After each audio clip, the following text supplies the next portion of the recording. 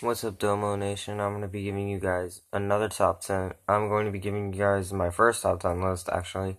And this is going to be my top 10 favorite superhero films of all time. Now, be reminded, this is my opinion. This may not be your opinion. It may not even be your favorite. You might not even see your favorite superhero movie on here. But this is my list, and I'm going to keep it to a T for me. So, let's get into the video. So at number 10, we have X2 X-Men United. Now, I honestly had to think about putting this on my list because I knew if I put this on my list, Logan and X-Men Days of Future Past and X-Men First Class won't be on the list because as much as I love those films, I will always love X-Men United more than every single X-Men film ever created. And I know that may be disappointing to some of you guys, but people who know me in real life, you know that I honestly prefer films like X-Men, X2, X-Men United that are more adult and more self-serious, I would say, on the concept of being a superhero film. But yeah, number 10 is X2, X-Men United. So at number 9, we have Batman v Superman, Dawn of Justice. Now, you guys may not have the same opinion as me, and that's totally fine. But I love Batman v Superman, Dawn of Justice, and what it brought to the table, especially being the first DCEU film to be released other than Man of Steel. And I don't like Man of Steel.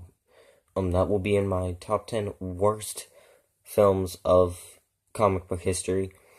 In my opinion, I just don't like the film, and that's totally cool for me. But if you think I'm a terrible person for not liking Man of Steel, go ahead, hate on me. But I think Batman v Superman was the perfect precursor we could have had. Batman v Superman introduced Wonder Woman, Batfleck, and it led on Henry Cavill's story as the Man of Steel, Lois Lane. It introduced Jimmy Olsen and then killed him within the 5-minute introduction he was given. And it introduced Doomsday, who we're not sure is actually dead yet. It also introduced Lex Luthor. And also, finally, the idea of having Arkham in the DCEU. Ooh, I'm so happy about that. So happy. And then we had the Justice League cameos, which I loved. And overall, Batman v Superman is one of my favorite comic book films of all time. And on to number 8, I think. Yeah, number 8. So number 8, I have Deadpool, a film that also came out in 2016 that was a huge box office success that I loved. Now, my parents, when I first saw Deadpool, didn't know that I saw Deadpool. So when we went to go see Allegiant or Insurgent, I don't remember. One of them was terrible, so that's why I don't remember. It was Allegiant, because that movie was trash. I was like, hey, can we go see Deadpool? And they were like, no. Well, my dad was anyway, because and I said, I know the character of Deadpool, so why can't I see it? And he says, I know, that's why you're not allowed to see it. And I'm like, word? Because if I know the character of Deadpool, I know what he's about, and how is that bad? I don't know, but at first when we went to go see that movie, I thought we were going to go see Batman v Superman. I was like, yes, what? But we went to go see Allegiant because my mom and sister wanted to go see it, and I wanted to see it personally, and I was disappointed by that. And I was like, in my mind, why couldn't we have gone to go see Batman v Superman? And my sister and my mother were saying that was a good movie, and I was just like, no, she didn't die at the end like she's supposed to. But if they make a straight to DVD or straight to TV release, I'm not gonna watch it. That's just how it's gonna be. I'm not gonna watch it. But anyway, Deadpool takes my number 8 spot on best comic book films of all time. Taking my number 7 spot is Batman Begins, a movie that I actually own on DVD, but I do not own on Blu-ray, and I regret not getting it on Blu-ray. But, and I can't believe I'm saying this, I still don't own The Dark Knight on any format which I'm really disappointed with myself for not doing, but it will happen someday. Mark my words, YouTube. It will happen someday. Someday it will happen. So I love this movie. Why? Is it better than Dark Knight? No. Is it better than Dark Knight Rises, in my opinion? Yeah. I don't like The Dark Knight Rises. It's not a terrible movie, but it's not a great one like we all thought it was going to be. I mean, I saw it in anticipation after seeing The Dark Knight, like, oh my god. I know Heath Ledger's dead, but how are they going to deal with the Joker's, like, the actor of the Joker's death? Do they just kill him off? Do they just, like, not worry about him? They don't even acknowledge the Joker in the previous film, which annoyed me. But they did acknowledge Harvey Dent, and his death at the end of The Dark Knight, but why couldn't have it been the Joker? Like, they couldn't have given at least a little thing that says, oh yeah, the Joker died in Arkham or something, like a prisoner stabbed him, or he just decided, you know what, or they could have just said, the Joker escaped, we can't get him, they let all of the criminals out, he's probably somewhere out in the world right now, but no, they just had to say, oh. Anybody remember Harvey Dent? Because I do. That was literally the movie, and, yeah, things happen. As you just saw, I got notifications from YouTube straight on my thing, so that's gonna bother me. But I will look at it soon. Anyway, guys, on to my number 6 pick. So at my number 6 pick, you may not think this as a superhero movie, but I do. Dragon Ball Z Resurrection F. Now this movie, it got me right in the feels. Watching Frieza come back, watching Goku turn Super Saiyan God Super Saiyan, watching Vegeta turn Super Saiyan God Super Saiyan. I don't think we saw Vegeta turn Super Saiyan God though, which kind of disappointed me, but still. Piccolo, Beerus, Bulma. I think Bulma was in it. I don't remember if Bulma was in it or not, because I haven't seen it in a while.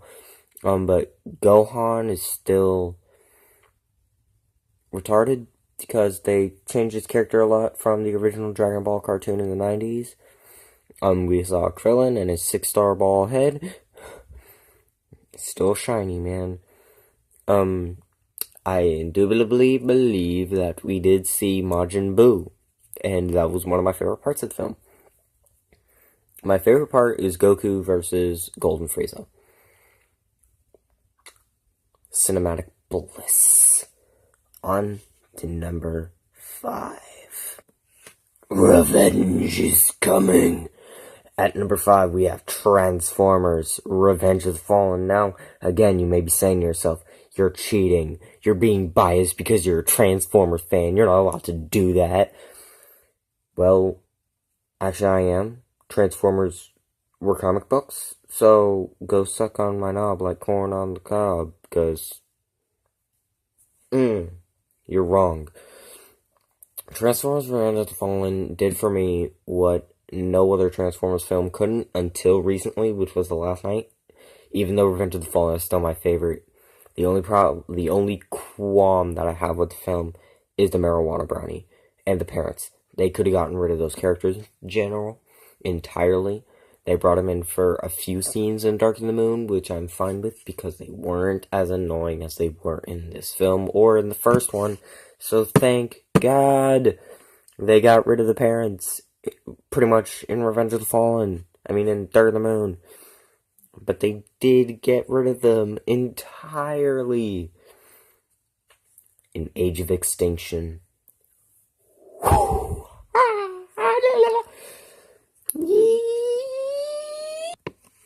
At number 4 or 3, I don't remember, it's probably 4, we have Batman 89, or Batman 1989, depending on what you want to call it. I call it Batman 89. This film twists you in so many ways. Bruce Wayne's parents, Batman creating Joker, like he did in, I believe, one of the comics, one of the Joker's storylines. Batman did create him. The only qualm, like Revenge of the Fallen, I had with this movie, it's not because of Bruce's parents, I swear to God. It is the fact that the Joker had an alter ego, and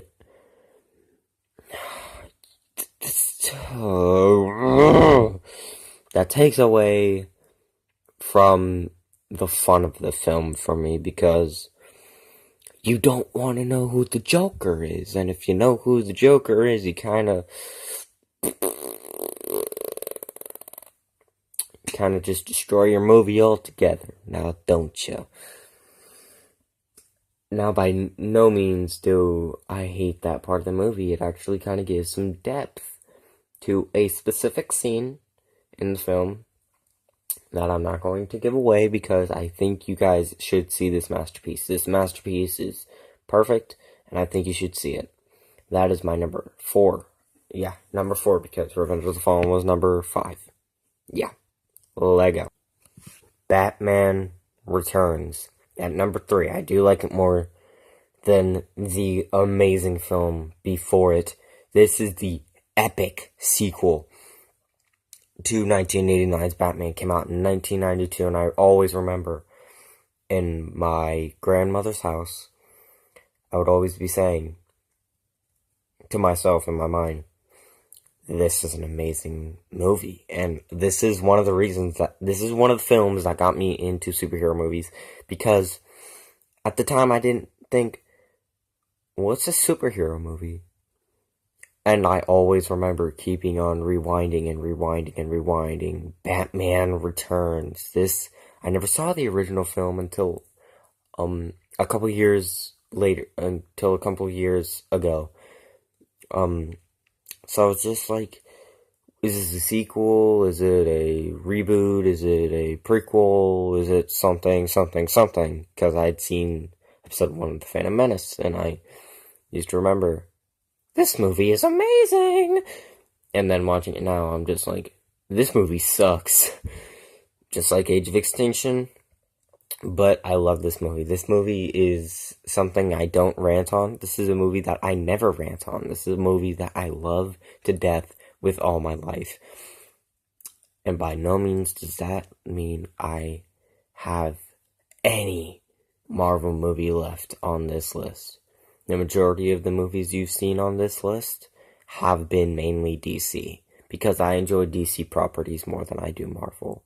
And you won't ever see another Marvel film on this list.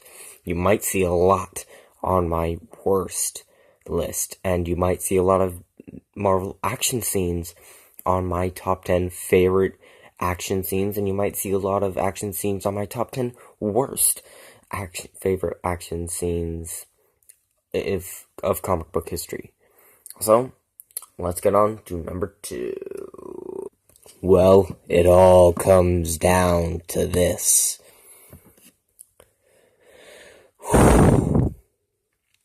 I was very star-strucken on watching this film again and again and again, because this film is amazing, and it did everything right. I'm getting chills just talking about it, I'm not even joking. This film is perfect. There is nothing about this film that is not perfect.